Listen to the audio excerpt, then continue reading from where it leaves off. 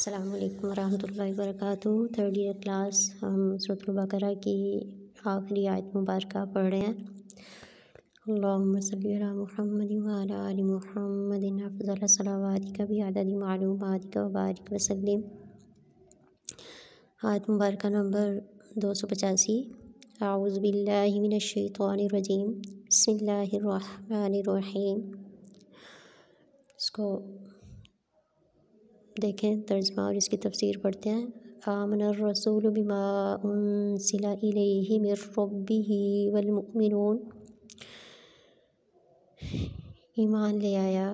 رسول، ایمان لائے حضرت رسول اللہ صلی اللہ علیہ وسلم اس پر جو نازل کیا گیا ان کی طرف، ان کے رب کی طرف سے، والمؤمنون اور ایمان لے آئے، ایمان لانے والے سارے مومن۔ کل آمن باللہ وملائکتہ وکتبہ ورسلہ، کل سارے کے سارے آمنا ایمان لائے، باللہ اللہ تعالیٰ کے واحد لا شریک ہونے پر، وملائکتہ اور اس کے فرشتوں پر کہ وہ اللہ تعالیٰ کی مخلوق ہیں، وکتبہ اور اس کی کتابوں پر، ورسلہ اور اس کے رسولوں کی بشریشت اور رسالت پر۔ لا نفرق بین احد من رسلہ، نہیں ہم فرق کرتے اس کے رسولوں میں سے کسی ایک کے بھی درمیان۔ وقالوا سمعنا واطعنا غفرانک ربنا والیک المصیر، انہوں نے کہا کہ ہم نے سن لیا اور ہم نے اطاعت کی، ہم تجھ سے بخشش مانگتے ہیں اے ہمارے رب، اور تیری ہی طرف لوٹ کر جانا ہے۔ اب ان آیات مبارکہ میں ہم سب سے پہلے یہ دیکھیں گے کہ ایمان کی حقیقت کیا ہے۔ آمن الرسول، ایمان لایا رسول، یعنی اس میں لفظ جو ایمان ہے اس کی تشریح سب سے پہلے ہم کریں گے کہ ایمان یہ ہے کہ انسان تمام عقائد کو، اعتقادات کو دل و جان سے تسلیم کرے۔ اقرار باللسان و تصدیق بالقلب، زبان سے اقرار ہو، دل سے اس کی تصدیق ہو، اور عمل سے اس کا اظہار ہو اور دوام ہو اور استقامت ہو۔ آپ صلی اللہ علیہ وسلم سے پوچھا گیا ایمان کیا ہے، تو آپ صلی اللہ علیہ وسلم نے فرمایا کہ ایمان یہ ہے کہ تو ایمان لائے اللہ تعالیٰ پر اور اس کے فرشتوں پر اور اس کی کتابوں پر، اس کے رسولوں پر اور آخرت کے دن پر اور تقدیر کے اچھا اور برا ہونے پر۔ تو جو آیت مبارکہ ہم پڑھ رہے ہیں ان میں عقائد اسلام میں سے 4 کا ذکر ہے۔ سب سے پہلے ایمان باللہ، اللہ تعالیٰ پر ایمان لانے کا مطلب یہ ہے کہ اللہ تعالیٰ کو اس کی ذات میں، اس کی صفات میں، اس کی عبادات میں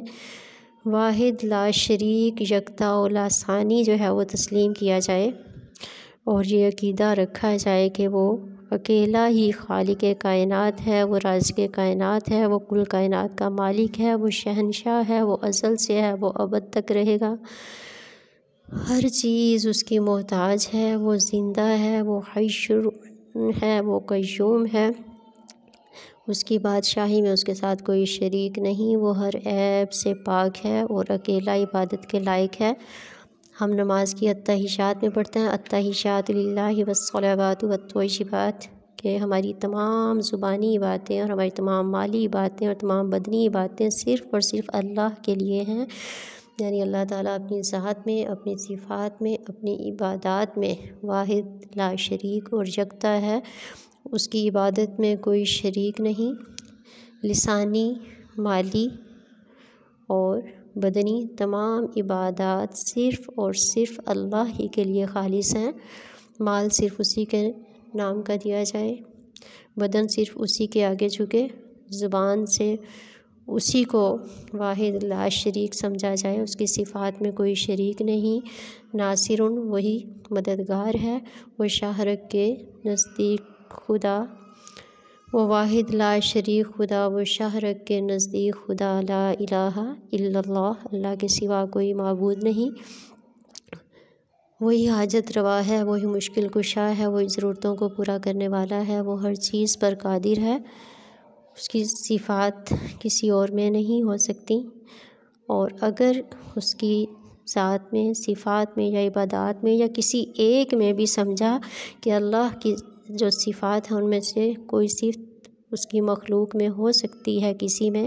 تو یہ شرک ہو گیا، اور شرک کی سزا ہمیشہ کے لیے دوزخ میں جلنا ہوگا، اور شرک جو ہے وہ اس کو ظلم عظیم قرار دیا گیا ہے۔ سورۃ لقمان کی آیت نمبر 13 میں ہے، ان الشرک لظلم عظیم، کہ بے شک شرک سب سے بڑا گناہ ہے۔ اور حضرت نبی کریم خاتم النبیین صلی اللہ علیہ وسلم نے کبیرہ گناہوں کا ذکر کرتے ہوئے سر فہرست اسی کو بیان فرمایا ہے کہ سب سے بڑا گناہ تو یہ ہے کہ اللہ تعالیٰ کے ساتھ شریک ٹھہرائے، کہ تو اللہ کے ساتھ شریک ٹھہرائے جس نے تم کو پیدا کیا ہے۔ مزید فرمایا کہ اللہ کا بندوں پر حق یہ ہے کہ اس کے ساتھ کسی کو شریک نہ ٹھہرائیں۔ عقیدہ توحید سے انسان میں عزت نفس، اخوت و اتحاد، وسعت نظری، شجاعت، بہادری، پرہیزگاری اور بے مثال جو ہے وہ صفات اس میں پیدا ہوتی ہیں۔ وہ ایک سجدہ جسے تو گراں سمجھتا ہے 1000 سجدوں سے آدمی کو دیتا ہے نجات۔ اسی کے نام پر مر لے، اسی کے نام جیتا جا، اسی کے نام کی میں ہو تو بھر بھر جام پیتا جا۔ وہی حاجت روا، وہی مشکل کشا سب کا، وہی ایک غوث اعظم ہے، یہی للکار دیتا جا۔ قرآن مجید میں ارشاد مبارک ہے، قل ان صلاتی و نسکی و محیای و مماتی للہ رب العالمین، کہ پیغمبر صلی اللہ علیہ وسلم آپ فرما دیجئے، ان صلاتی، بے شک میری بدنی عبادت، میری نماز، و نسکی، اور میری قربانی، میری تمام مالی عبادتیں، میری مالی عبادت،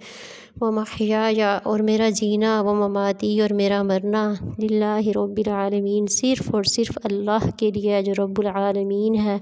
لا شریک لہ، اس کا کوئی شریک نہیں، وبذالک امرت، اور اسی بات کا مجھے حکم دیا گیا ہے، وانا اول المسلمین، اور میں پہلا ہوں فرما بردار۔ سبحان اللہ۔ پھر ہے فرشتوں پر ایمان لانا، کہ فرشتے اللہ تعالیٰ کی مخلوق ہیں، وہ اللہ تعالیٰ کے حکم کو ویسے ہی بجا لاتے ہیں جیسے کہ اللہ تعالیٰ نے حکم دیا، اس کی نافرمانی نہیں کرتے، اور جس کام کا انہیں حکم ملا ہے وہ اسی کو کرتے ہیں۔ اور پھر انبیاء علیہ السلام پر ایمان، کہ اللہ تعالیٰ نے اپنے بندوں تک اپنا پیغام پہنچانے کے لیے تقریباً 1,24,000 انبیاء اور رسول اس دنیا میں بھیجے۔ ان تمام پر ایمان لانا، ان کو برحق ماننا ضروری ہے، ان کی بشریت اور رسالت پر ایمان لانا ضروری ہے، اور ان میں کسی کے درمیان فرق نہ کرنا ضروری ہے۔ اور لیکن تمام انبیاء علیہ السلام کی نبوت کا سلسلہ ختم ہو گیا، اور حضرت نبی کریم صلی اللہ علیہ وسلم اللہ تعالیٰ کے آخری نبی ہیں۔ آپ کے بعد قیامت تک نبوت کسی کو نہیں دی جائے گی، اور تقریباً 100 آیات مبارکہ اور 210 صحیح احادیث مبارکہ سلسلہ ختم نبوت پر جو ہیں وہ شاہد ہیں، وہ گواہ ہیں۔ اور حضرت نبی کریم صلی اللہ علیہ وسلم اللہ تعالیٰ کے آخری نبی اور رسول ہیں، اور آپ کے بعد قیامت تک کسی کو نبوت نہیں عطا کی جائے گی۔ حضرت عیسیٰ علیہ السلام جب دنیا میں قرب قیامت کے وقت قیامت کے نزدیک تشریف لائیں گے تو وہ کوئی نئے نبی نہیں ہوں گے، ان کو نبوت پہلے عطا ہو چکی، اب وہ شریعت محمدیہ صلی اللہ علیہ وسلم پر اتباع کریں گے، اسی کا نفاذ کریں گے، اسی کو جو ہے وہ قائم کریں گے، اور پھر جو ہے وہ دجال کا خاتمہ کریں گے۔ لیکن ان کو نئی نبوت نہیں دی جائے گی، نبوت ان کو پہلے عطا ہو چکی ہے۔ حضرت نبی کریم حضرت محمد مصطفیٰ صلی اللہ علیہ وسلم خاتم الانبیاء ہیں، آپ کے بعد کوئی نبی یا رسول نہیں آئے گا۔ کتابوں پر ایمان، اللہ تعالیٰ نے انسانوں کی ہدایت کے لیے بہت سی کتابیں نازل فرمائیں، صحائف بھی نازل فرمائے، ان تمام پر ایمان لانا ضروری ہے، اور لیکن عمل اب صرف قرآن مجید پر کرنا ہے، اور ان تمام عقائد کو جو ہے وہ ماننا، پختہ طریقے سے